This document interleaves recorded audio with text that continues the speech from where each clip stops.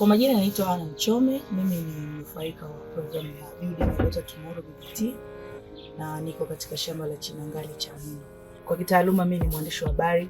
Kipindi kile wakati niko kwenye tasnia, niko nafanya vipindi vya kilimo. Kwa hiyo nilikuwa na meet wakulima kwenye sehemu zao za mashamba. Kwa hiyo kupitia vile nilikuwa najifunza kilimo. Yangu kiuchumi imebadilika kwa sababu sasa hivi mimi nimejiajiri mwenyewe kupitia kilimo.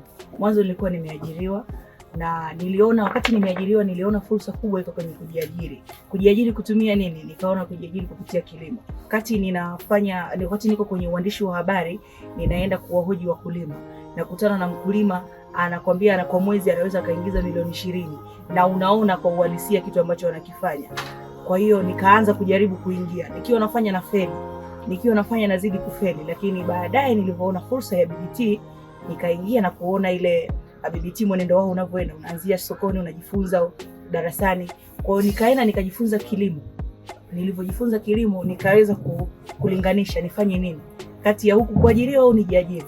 Nimejiajiri. Kwa hiyo kwenye kujiajiri ninapata fursa zaidi na ninapata pesa zaidi nyingi kuliko nilipokuwa nimeajiriwa kwenye tasnia ya uandishi wa habari. Although tasnia yangu bado sijaiacha, nitaendelea kufanya kwa namna ipi? Kwa kuelimisha watu, kwa sababu ninachokifanya naendelea kujifunza na naendelea kukipatia madini zaidi, ili kesho na kesho kutwa nikirudi ninafanya tasnia kama sehemu ya kufundisha wananchi au na watu mbalimbali kupitia kilimo.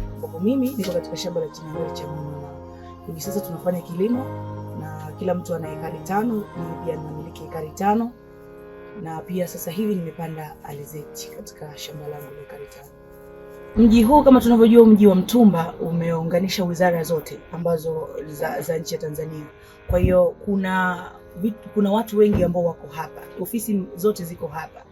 Fursa ambayo nimeipata ni kwamba huku nauza matunda, nauza na mboga, kitu ambacho watu wengi hawakifanyi katika eneo hili.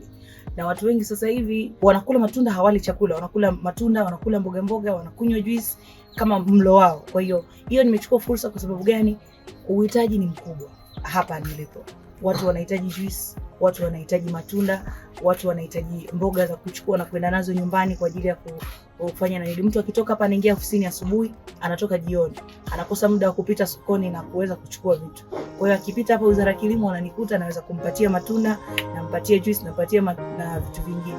Napata simu mbalimbali kutoka wizara nyingine. Naweza kwenda Wizara ya Ardhi, Wizara ya Madini, wizara ambazo ziko around eneo hili. Kwa fursa iliyopo hapa ni kubwa, kuuza kwa wingi zaidi. BBT pia imeweza kuninufaisha kwamba niko hapa leo. Wizara ya Kilimo imeweza kunipa nafasi hii ya kuweza kuwepo hapa. Imeweza kulipeleka wazo langu kama kijana ninahitaji kufanya hivi. Wizara wameipokea, wameniweza kunifungulia milango, niko hapa nafanya biashara yangu na naweza kujipatia kipato. Pia BBT imeweza kunikutanisha na watu wengi, wadau wa kilimo, wadau mbalimbali wanaohusiana na masuala ya kilimo. Na malengo yangu sio haya tu. Na mimi pia BBT itanishika mkono kwa sababu ninatamani sio nipigiwe simu na wizara nyingine, niwepo pia kwenye wizara nyingine. Kama Wizara ya Ardhi niko pale na kibanda changu kama hichi nafanya biashara. Wizara ya Madini, kwa sababu kuna distance za wizara, unaweza kutoka hapa kwenda Wizara ya Madini kukaa mbali kidogo. Kwa hiyo itakuwa ni bora zaidi nikiwa nimekaa kwenye Wizara ya Madini, Wizara ya Habari, wizara ya mbalimbali ambazo ziko hapo. Kwa hiyo ninatamani kuweka vibanda kila wizara, na pia nina mpango huu wa kwenda kuomba hizo nafasi za kwenda kuweka kwenye wizara nyingine. Kwa hiyo hii yote ni BBT imeweza kunifungulia njia ya kufanya vitu vyote hivi.